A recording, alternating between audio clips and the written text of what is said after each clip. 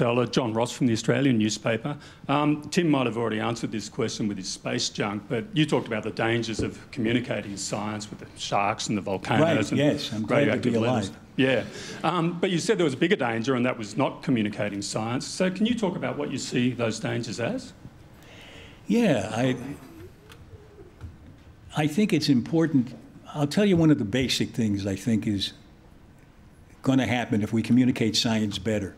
One is that I think the public has a chance to learn how to think like scientists if they hear scientists thinking out loud about their work.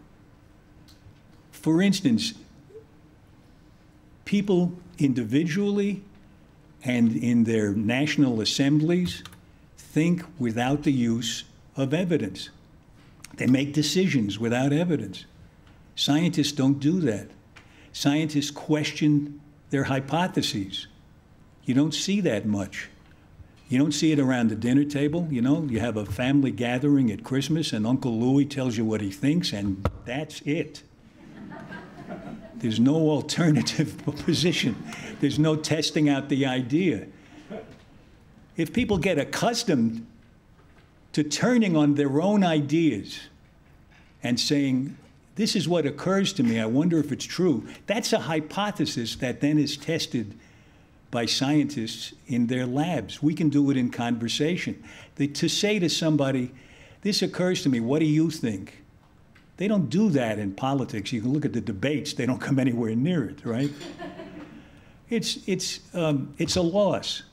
Science has so much to offer us in simply the way we make decisions, the way we think. And in particular about whether or not, how we're going to deal with the aquifers, how we're going to, we're going to run out of water.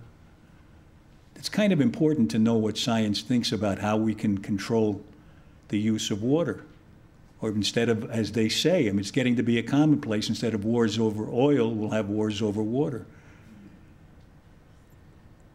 That's how we seem to, instead of figuring out the science of it, we decide to hit somebody over the head to settle the issue, which maybe we'll retreat from, I hope, anyway.